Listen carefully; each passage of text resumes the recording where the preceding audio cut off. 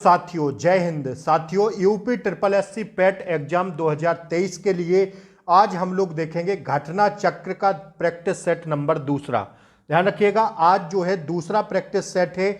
इससे पहले मैंने पहला प्रैक्टिस सेट करा दिया है और भी तमाम यूपी ट्रिपल एससी पेट परीक्षा के लिए प्रैक्टिस सेट कराए हैं। तो आपको लिंक इसी क्लास के नीचे सारे प्रैक्टिस सेट की डिस्क्रिप्शन बॉक्स में मिल जाएगी, आप लोग वहां जाके देख सकते हैं। साथियों आइए घटना चक्र का हम लोग अभ्यास करते हैं और दूसरा प्रैक्टिस सेट है। ध्यान रखिएगा, पूरे जीएस के क्वेश्चन में आपको बताऊंगा, तो आपको क्लास को अंततः देखना है, बिल्कुल भी स्किप नहीं करना है।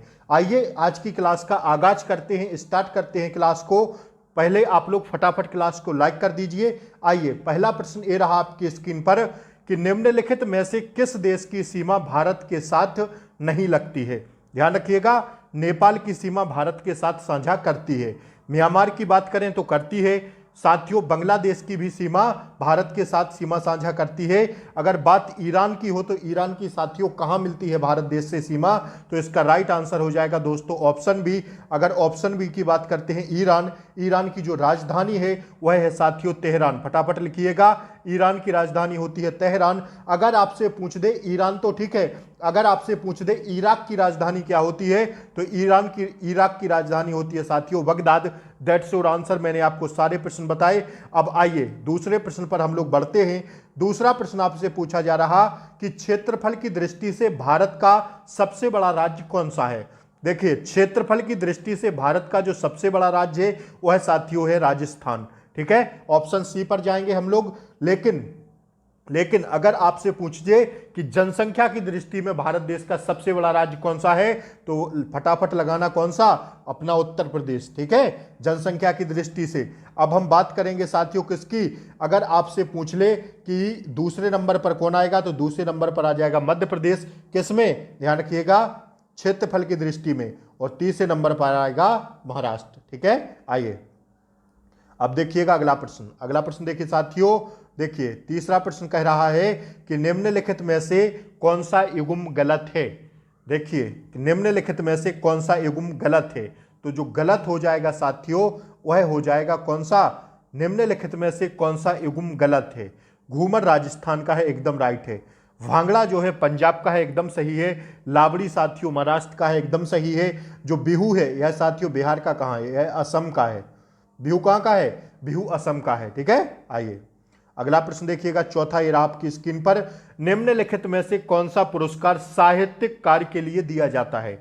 आपको बताना है कि कौन सा पुरस्कार है जो साहित्यिक कार्य के लिए दिया जाता है, तो साथियों वह है व्यास सम्मान। सीधा सा याद रखिएगा साथियों, अभ्यास ही सफलता की कुंजी होती है और आपको हार नहीं मानना है। इस बार पेट परीक्षा में हमारा टारगेट होना चाहिए 90+ का। जो मैं आपको प्रैक्टिस सेट करा रहा हूं, आप लोग वैसी प्रैक्टिस मेरे साथ करते चलिएगा।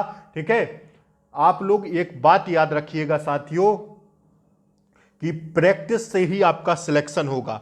बचे हुए जितने भी दिन हैं इसमें अगर आप लोग भरपूर प्रैक्टिस मेरे साथ करते हैं, रानी लक्ष्मीबाई यूट्यूब चैनल से अगर आप लोग भरपूर प्रैक्टिस करते हैं, तो साथियों आपको कहीं ना कहीं हेल्प मिलेगी साथियों अपने पेपर में, एग्जाम हॉल में। तो आप लोग बने रहिएगा मेरे साथ, और चैनल पर नए हो तो सब्सक्राइब जरूर कर लें, क्योंकि मैं सुबह के टाइम लेकर आता हूं अंकित भाटी सर का जो प्रैक्टिस बुक है उसकी प्रैक्टिस में आपको करा रहा हूं, और शाम को मैं आपको घटना चक्र से, आप उत्तर प्रदेश किसी भी कमीशन का पेपर उठा के देख लीजिए, आपको साथियों घटना चक्र के प्रैक्टिस जरूरी है करना। तो आप लोग फटाफट चैनल को सब्सक्राइब करके रखिए। मैं आपको इसमें 10 प्रैक्टिस सेट है, मैं 10 आपको कराऊंगा, तो आप लोग प्लीज चैनल को सब्सक्राइब कर लें, बेल आइकन प्रेस कर दें, ताकि क्लासों का नोटिफिकेशन आपको सबसे पहले मिल सके। ठीक है, एक बार फटाफट क्लास को लाइक कर दीजिए। आइए, अंतर्राष्ट्रीय योग दिवस किस दिन मनाया जाता है, तो 21 जून को मनाया जाता है। ठीक है, अगर इसमें पूछ ले इस बार 2023 की थीम क्या रही, थीम भैया जरूर पूछ देता है, तो ध्यान रखिएगा थीम है वसुधैव कुटुंबकम के लिए योग। ठीक है, वसुधैव कुटुंबकम के लिए योग है, 2023 की यह थीम है, 21 जून को मनाते हैं हम लोग। ठीक है, आइए विश्व खाद्य कार्यक्रम WFP संयुक्त राष्ट्र की खाद्य सहायता शाखा है, इसका मुख्यालय कहां है, तो इसका मुख्यालय है दोस्तों कहां पर, ऑप्शन डी पर जाएंगे, रोम में। ठीक है, आइए अगला प्रश्न देखिएगा, the man who made the elephant dance प्रसिद्ध उद्यमी डैश डैश डैश की आत्मकथा है। यह किसकी आत्मकथा है? क्या? The man who made the elephant dance. तो इसका राइट आंसर हो जाएगा दोस्तों ऑप्शन नंबर बी पर जाएंगे हम लोग, डॉक्टर वर्गीज कुरियन की यह आत्मकथा है। ठीक है, अगला प्रश्न देखिएगा 8वां, भारत के संविधान में निर्धारित की गई लोकसभा में सदस्यों की अधिकतम संख्या हो सकती है कितनी? तो ध्यान रखिएगा, यह पिछले पेट परीक्षा में पूछा गया प्रश्न है साथियों, आपको आंसर लगाना है option B, sorry option C. ठीक है, अभी एंग्लो इंडियन की अगर बात करता वो हट जाती तो साथियों 550 रहता, लेकिन पिछले बार आयोग ने यही स्वीकार किया था, यही राइट आंसर माना था 552। ठीक है, ध्यान रखिएगा 552 लगाना है आपको। आइए अगला प्रश्न करते हैं हम साथियों, 1991 में नई आर्थिक नीति में अपनाई गई मुख्य रणनीति थी क्या? देखिए 1991 में नई आर्थिक नीति में अपनाई गई मुख्य रणनीति क्या थी? तो उदासीनीकरण भी था, निजीकरण भी था, वैश्वीकरण भी था। तो इसका राइट आंसर हो जाएगा दोस्तों ऑप्शन डी, इसका करेक्ट आंसर हो जाएगा। आइए देखिएगा 10वां प्रश्न, हरित क्रांति में किसे शामिल नहीं किया गया? तो हरित क्रांति में जो साथियों शामिल नहीं किया गया वह किसे नहीं किया गया? तो ध्यान रखिएगा हरित क्रांति में शामिल नहीं किया गया किसे? देखिए यह लॉजिकल प्रश्न है। हरित क्रांति साथियों खेती किसानी से संबंधित है। ठीक है, बीज भंडारण से। तो अगर बीजों की अधिक उपज देने वाली किस्मों को सही है, सिंचाई की अच्छी तरह से विकसित प्रणाली के उपयोग के लिए सही है, खेती में उन्नत तकनीकी के उपयोग के लिए। साथियों सीधा सा मैं आपसे बता रहा हूं कि हरित क्रांति खेती से संबंधित है, लेकिन आपसे पूछा जा रहा है कि हरित क्रांति में किसे शामिल नहीं किया गया? तो गांव की सड़कों के सुधार, सड़कें नहीं आएंगी इसमें। जब खेती से संबंधित है तो कहां सड़कें आ जाएंगी? तो यही क्या है, यही राइट आंसर है ऑप्शन ए।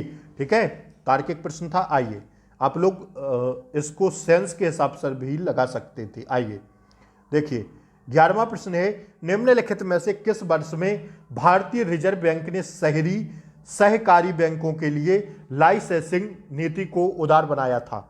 ध्यान रखिएगा किस वर्ष बनाया था? तो इसका राइट आंसर हो जाएगा दोस्तों ऑप्शन सी 1993 में। ठीक है, अगला प्रश्न देखिएगा, वर्कला, चौबारा, चावड़क और नत्तिका डैश डैश डैश राज्य में समुद्र तट हैं। तो यह साथियों केरल में है। ठीक है, कहां क्या भरना है? केरल भरना है, that's your answer. Option D इसका करेक्ट आंसर हो जाएगा। आइए अगला प्रश्न देखिएगा, राष्ट्रीय विकास परिषद का गठन डैश डैश डैश में हुआ था? कब हुआ था राष्ट्रीय विकास परिषद का गठन? तो दोस्तों यह हुआ था कब? ध्यान रखिएगा इसका राइट आंसर हो जाएगा 1952 ईस्वी में। ठीक है साथियों, अगर क्लास अच्छी लग रही हो तो फटाफट लाइक कर दें क्लास को और सब्सक्राइब कर लें चैनल को, ताकि क्लासों का नोटिफिकेशन आपको सबसे पहले मिले। और फटाफट शेयर कर दीजिए। जो भी पेट परीक्षा देने जा रहे हैं मेरे साथ यह प्रैक्टिस सेट जरूर करके जाइएगा। ठीक है, देखिए पूछा जा रहा है न्यूटन का पहला नियम डैश डैश डैश के रूप में जाना जाता है। तो न्यूटन का पहला नियम जाना जाता है किसके रूप में? जड़त्व के नियम में। ठीक है, आइए निम्नलिखित में से किसे आनुवांशिकी का जनक कहा जाता है? आनुवांशिकी का जनक कहा जाता है मेंडल को। ऑप्शन बी पर जाएंगे हम लोग, दैट्स योर आंसर। आइए 16वां प्रश्न देखिएगा, निम्नलिखित में से किस बीमारी को 3D की बीमारी के नाम से और भी जाना जाता है? इसमें इमेंसिया, डायरिया और डर्मेटाइटिस शामिल हैं। ध्यान रखिएगा, तो इसका राइट आंसर हो जाएगा दोस्तों पेलेग्रा बीमारी को इस सभी बीमारियों के नाम से जानते हैं, दैट्स योर आंसर, जिसमें शामिल है डिमेंशिया, डायरिया और साथियों dermatitis, that's your answer. Option D पर जाएंगे हम लोग। आइए 17वां प्रश्न देखिएगा, ठोस कार्बन डाइऑक्साइड को डैश डैश डैश कहते हैं? क्या कहते हैं? ठोस कार्बन डाइऑक्साइड को कहते हैं हम लोग क्या? सूखी बर्फ कहते हैं। ऑप्शन डी पर जाएंगे, दैट्स योर आंसर। आइए अगला प्रश्न देखिएगा साथियों, धोने का सोडा क्या है? धोने के सोडा को कहते हैं क्या? किस पर जाएंगे? ऑप्शन नंबर डी पर जाएंगे, सोडियम कार्बोनेट कहते हैं। अगर आपसे इसका फॉर्मूला पूछ ले तो भैया होता है Na2CO3। ठीक है, सोडियम कार्बोनेट का फॉर्मूला होता है Na2CO3, that's your answer. Option D इसका करेक्ट आंसर है। अब बढ़ते हैं हम आगे। आइए देखिएगा अगला प्रश्न देखिए, भारतीय संविधान का निम्नलिखित में से कौन सा अनुच्छेद विधि के समक्ष समता के अधिकार से संबंधित है? तो सीधा सा ही मारिएगा ऑप्शन नंबर बी, विधि के समक्ष समता और विधियों का समान संरक्षण। विधि के समक्ष समता या विधियों का समान संरक्षण, यह साथियों आर्टिकल 14 में कहा गया। आर्टिकल 14 किस भाग में आते हैं? तो आर्टिकल 14 आता है दोस्तों भाग 3 के अंतर्गत, जो हमारे मौलिक अधिकार हैं 12 से 35 तक, जिन्हें हमारे संविधान में रखा गया है। तो साथियों ऑप्शन नंबर 20 का करेक्ट आंसर हो जाएगा। ठीक है, आइए अगला प्रश्न देखिएगा। अगला प्रश्न ये रहा आपकी स्क्रीन पर। भारतीय संविधान का अनुच्छेद 44 नागरिकों के लिए समान नागरिक संहिता का प्रावधान करता है। कौन से अनुच्छेद के अंतर्गत आता है? ठीक है, आर्टिकल 44 तो राज्य के नीति निर्देशक तत्व में आता है। भाग 4 के अंतर्गत आते हैं राज्य के नीति निर्देशक तत्व, आयरलैंड से इन्हें लिया गया है। और साथियों अगर इनका बात करें उल्लेख कहां पर है, तो भारतीय संविधान में 36 से 51 तक इनका उल्लेख किया गया है। ठीक है, दैट्स योर आंसर। मैंने सारे प्रश्न आपको बताए। आइए अब अगला प्रश्न देखते हैं हम लोग। फटाफट गोली की तरह आपको रिवीजन कराऊंगा, बस आप लोग चैनल पर बने रहिएगा। संविधान सभा के पहले अस्थायी अध्यक्ष कौन थे? तो ध्यान रखिएगा, भारतीय संविधान जब बन रही थी साथियों, पहले दिन की बैठक कब हुई थी?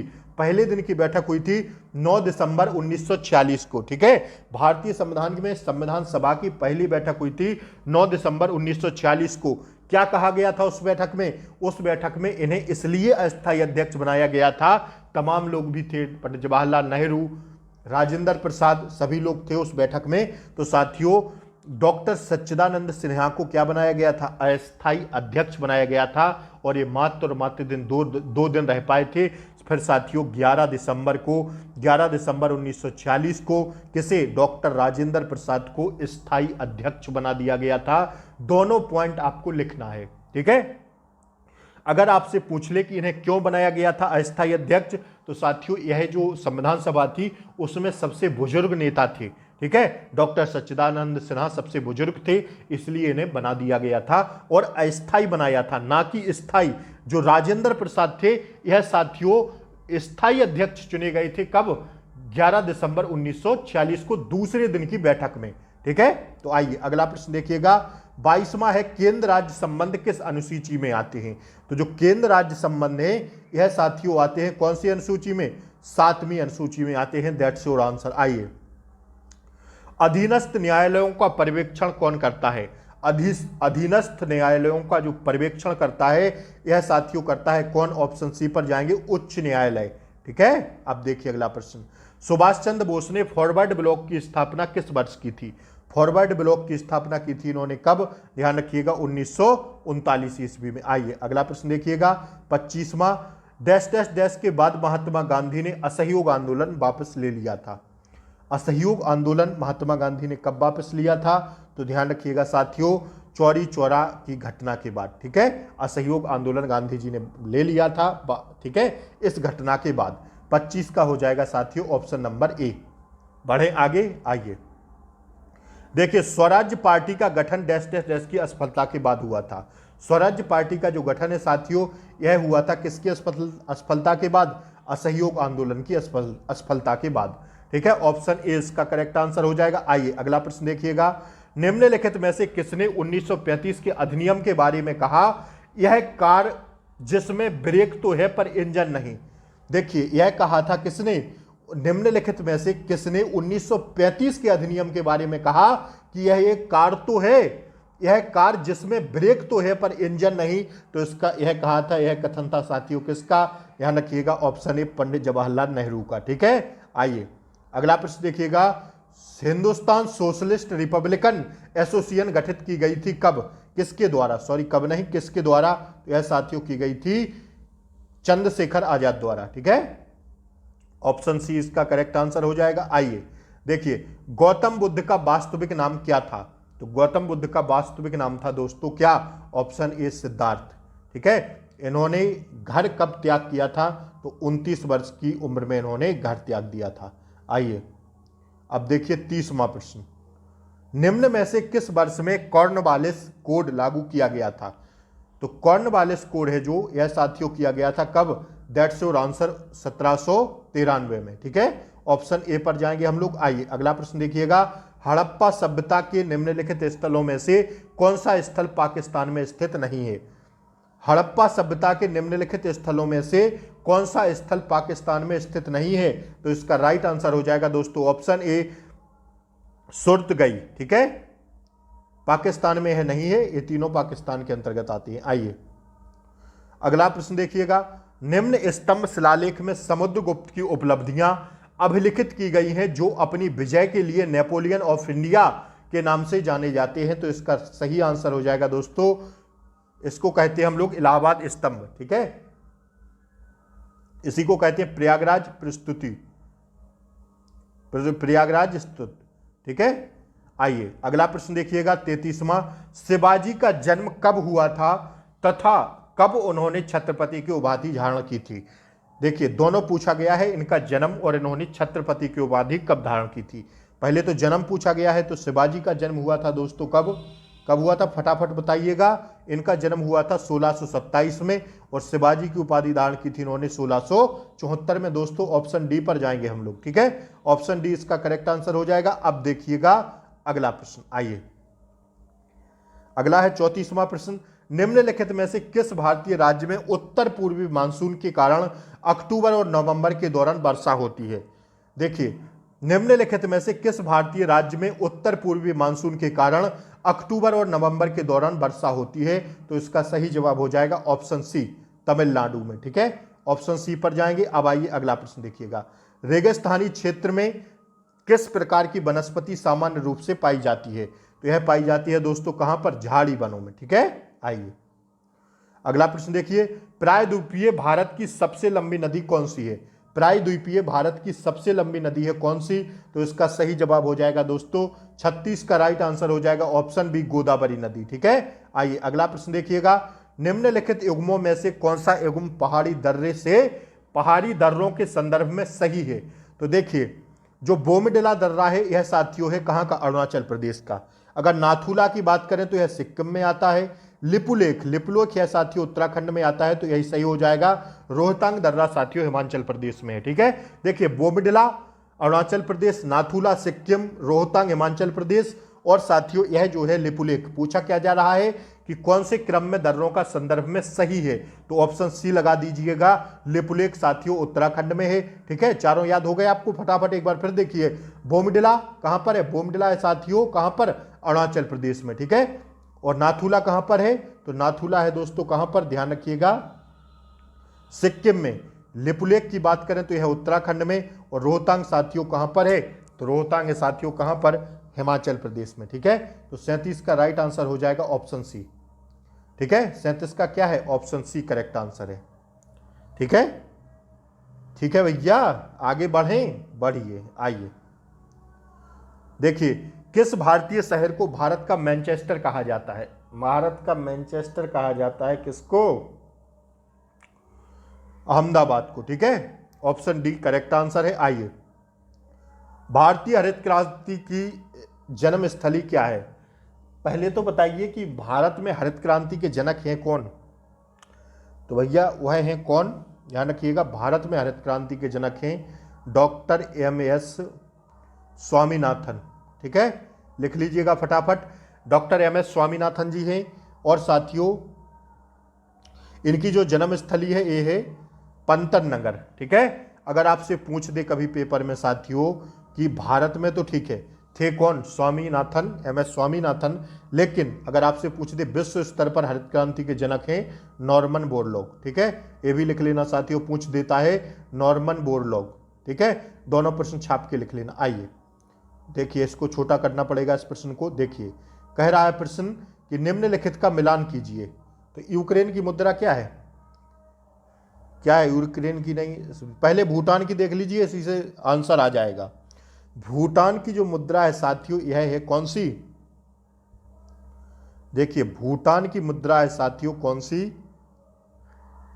भूटान की मुद्रा हो जाएगी आपकी 40 नंबर का, एक सेकंड रुकिएगा, 40 नंबर का हो जाएगा दोस्तों। भूटान की जो मुद्रा है यह साथियों है नेगोल्ट्रम। ठीक है, नेगोल्ट्रम है भूटान की मुद्रा। तो जो है बी का क्या है, बी किस में है, बी का ए केवल ऑप्शन एक में है, तो यही क्या हो जाएगा, राइट आंसर हो जाएगा। ऑप्शन ए पर जाएंगे हम लोग साथियों, ऑप्शन ए सही हो जाएगा, ज़्यादा दिमाग नहीं लगाना है क्योंकि भूटान की मुद्रा है नेगोल्ट्रम। ठीक है, आप लोग जानते होंगे, तो इसी से क्या हो जाएगा, हमें आंसर मिल जाएगा। आप लोग देख लेना। ठीक है, स्क्रीनशॉट ले लीजिए। आइए अगला प्रश्न देखिएगा, ये रहा आपकी स्क्रीन पर। अब हिंदी के प्रश्न आ गए हैं साथियों, ठीक है। जीएस यहां पर समाप्त होती है, ठीक है।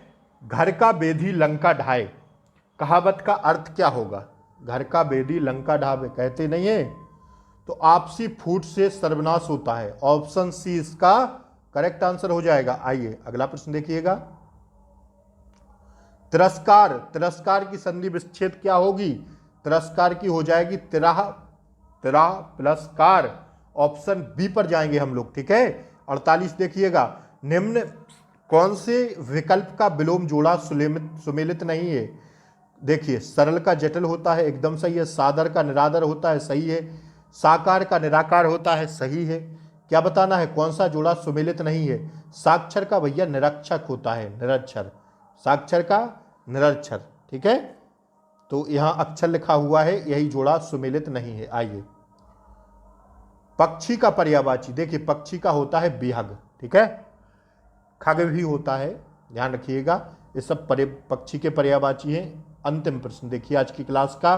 कृपण तथा कृपाण शब्दों में क्रमशः अर्थ हैं कौन कौन से? तो यह शब्द हैं, देखिए, एक कृपण का मतलब होता है कंजूस और एक कृपाण का मतलब होता है कटार। तो ऑप्शन बी पर जाएंगे। तो भैया आज की क्लास जरूर बताएं कैसी लगी, घटना चक्र का प्रैक्टिस सेट नंबर 2। और अगर अच्छी लगी हो तो लाइक कर दें, शेयर कर दें क्लास को। चैनल पर नए हो तो सब्सक्राइब जरूर कर लें, ताकि आगे आने वाली क्लासों का नोटिफिकेशन आपको सबसे पहले मिले। पीईटी के सारे प्रैक्टिस सेट इसी क्लास के नीचे डिस्क्रिप्शन में मिल जाएंगे, वहां से जाके देख लीजिएगा। मिलते हैं कल सुबह अंकित वाटी सर के प्रैक्टिस सेट के साथ। तब तक के लिए जय हिंद, टेक केयर, बाय बाय, नमस्कार। नमस्कार साथियों।